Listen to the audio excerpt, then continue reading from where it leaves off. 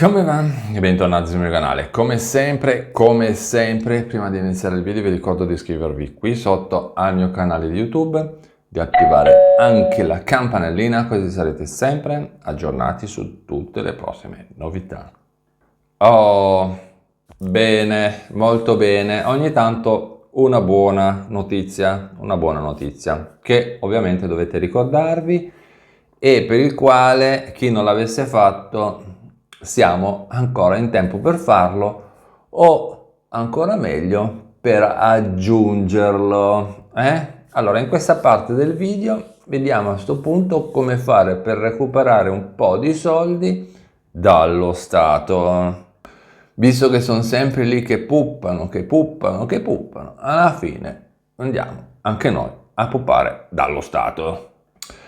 Così oggi vediamo il bonus, diciamolo così, detrazione occhiali da vista, perché è un aiuto, detrazione occhiali da vista, perché è un aiuto economico che serve per acquistare le lenti a contatto oppure gli occhiali da vista.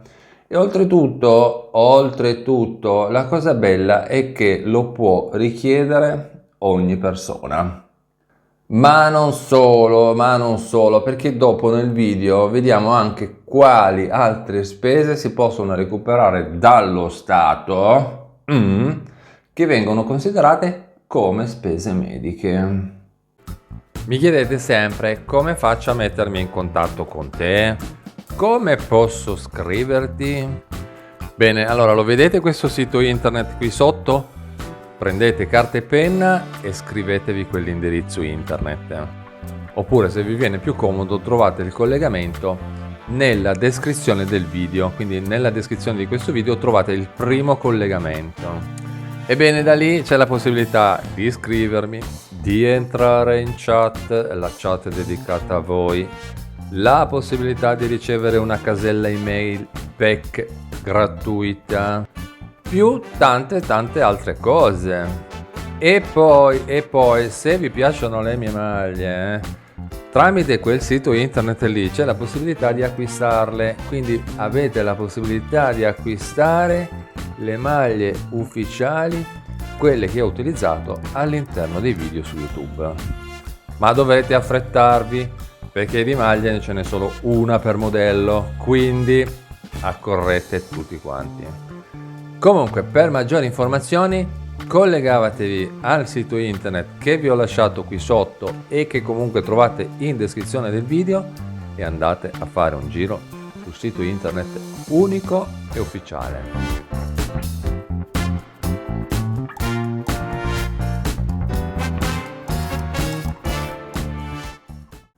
Bene, intanto vediamo come fare per recuperare i soldi spesi per l'acquisto degli occhiali e le lenti a contatto direttamente all'interno della dichiarazione dei redditi modello 730 o modello unico. Adesso l'ha chiamato modello redditi perché ovviamente è solo più diventato quello, è solo una cosa dove dichiarare i propri redditi, quindi a me piace chiamarlo ancora modello unico, anche se loro l'hanno chiamato modello redditi. Perché dovete sapere che queste spese sono considerate delle spese mediche o sanitarie. In pratica cosa succede? Succede che con questa agevolazione si ha la possibilità di detrarre dalle tasse il 19% delle spese pagate, ovviamente al netto della franchigia prevista di 129 euro, perché non è che ti fanno detrarre tutto quello che vuoi, Ancora si trattengono 129 euro e tra l'altro sappiate anche che per la detrazione dalle tasse al 19% non serve nemmeno compilare l'ISEE, quindi diciamo che questo è ancora meglio. Quindi le spese per gli occhiali sono queste, prendete nota: occhiali da vista, ovviamente ad esclusione delle spese pagate per l'inserimento nella montatura di metalli preziosi tipo oro, argento, platino e compagnia. Ovviamente, no, non è che tu vai lì e ti compri, ecco, per capirci. Le lenti a contatto, tra l'altro comprese le spese per l'acquisto del liquido, per la pulizia delle lenti, che ovviamente è indispensabile per poterlo utilizzare, altrimenti metti le lenti, poi dopo un po' diventi pure cieco. Poi, come vi ho detto prima, esistono anche altre spese che sono considerate delle spese mediche e sono detraibili dalle tasse. Quindi adesso vi faccio un piccolissimo elenco, che poi tra l'altro sono le spese più utilizzate, ovviamente, no? Quindi anche qua segnatevi queste cose. Spese del medico generico, incluse le visite e cure di medicina omeopatica. Acquisto di medicinali da banco e con ricetta medica prestazioni specialistiche, quindi se andate da uno specialista a fare una visita, anche quella va bene. Le analisi che chi ha superato una certa età, soprattutto i 50, deve iniziare a fare le analisi, mi raccomando. Indagini, ricerche, applicazioni varie. Terapie, prestazioni chirurgiche, ricoveri per degenze o collegati a interventi chirurgici, cure termali, ovviamente le spese di viaggio e di soggiorno, quelle non c'entrano niente. Quindi se andate in un centro termale che c'è l'albergo, ristorante, bar, qua, quella roba là non è inclusa. E poi abbiamo anche, questa cosa non la sa quasi nessuno, l'acquisto o l'affitto di dispositivi medici e attrezzature sanitarie, come per esempio le protesi sanitarie, ok? Diciamo che queste sono le più usate, le più conosciute.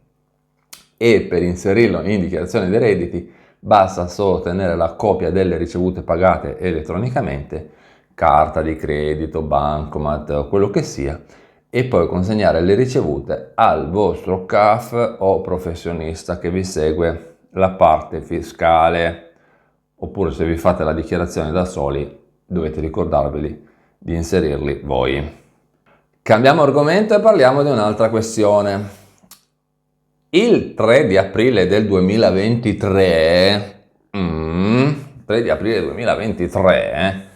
l'INPS ha scritto un messaggio, il 1265, dove comunicava l'introduzione del nuovo simulatore per calcolare l'importo dell'assegno unico. Visto che ogni tanto mi chiedete come faccio io a sapere l'importo di quanto devo prendere o rimborsare? Allora, questo simulatore permette di calcolare l'importo dell'assegno che sarà poi pagato nei vari mesi, ovviamente applicando le nuove disposizioni di legge, di bilancio, tutte cose loro, che tra l'altro appunto vorrei ricordarvi ha previsto delle nuove maggiorazioni. Questo servizio online consente proprio alle famiglie che sono interessate a ricevere l'assegno, gli dà la possibilità di avere un quadro più chiaro riguardo alla prestazione economica, e quindi inserendo i dati richiesti dal sistema, cioè voi collegate al sistema, inserite i dati, poi quindi questo sistema vi presenta delle domande in successione che ovviamente cambiano in base alle risposte che voi fornite, perché non è che ogni persona è uguale all'altra, ok? E a un certo punto alla fine la persona può ricevere il calcolo dell'importo dell'assegno che verrà poi pagato, corrisposto per l'anno in corso, applicando ovviamente anche tutte le disposizioni di legge. Come vi ho detto prima, questo simulatore è disponibile sul sito internet dell'INPS. Ovviamente ha solo un valore puramente indicativo e si basa su dati inseriti dall'utente, senza ovviamente fare un confronto con quanto risulta all'interno della banca dati dell'INPS.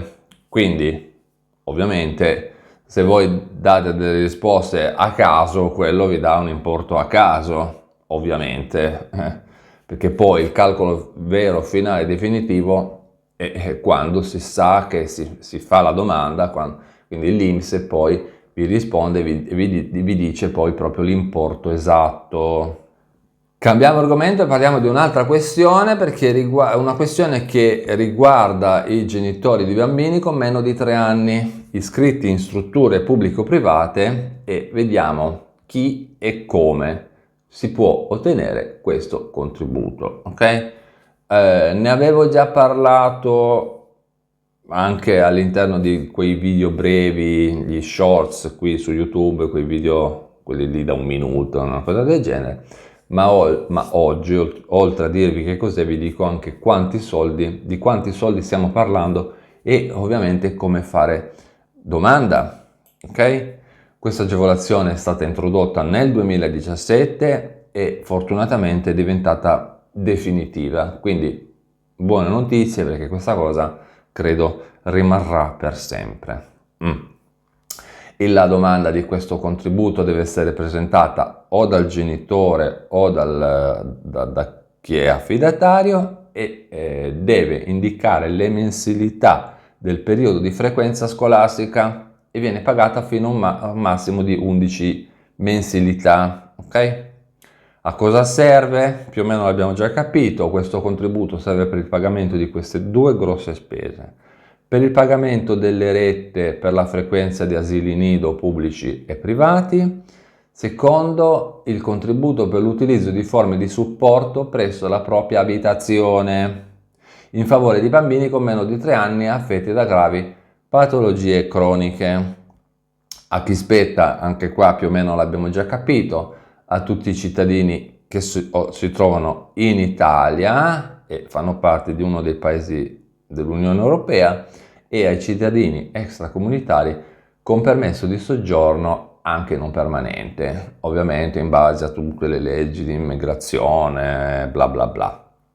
Gli importi del bonus o contributo che vengono pagati dall'INPS arrivano a coprire, come vi ho detto, fino a un massimo di 11 mesi e ovviamente variano in base all'ISEE. Quanti soldi? Quanti soldi? Parliamo di queste cifre. Primo, la più alta è di 3.600 euro con ISEE fino a 40.000 euro. La più bassa è di 1.500 euro con ISEE superiore a 40.000 euro. Se non si presenta l'ISEE, ovviamente viene pagato l'importo base, ok? Per richiedere questo contributo basta collegarsi semplicemente al sito internet dell'INPS, entrare con lo SPID, la CIE, la CNS, Cic Ciuc e Spic Span, oppure potete telefonare al centralino telefonico dell'INPS, ai numeri di telefono che già conosciamo, oppure semplicemente andando da un CAF, un professionista, un consulente fiscale, insomma, chi vi segue la pratica fiscale. Bene, con questo è tutto, io vi ringrazio per avermi guardato, vi ricordo di iscrivervi qui sotto al mio canale di YouTube, di attivare anche la campanellina così sarete sempre aggiornati su tutte le prossime novità. E noi ci vediamo in un prossimo aggiornamento. A presto, ciao!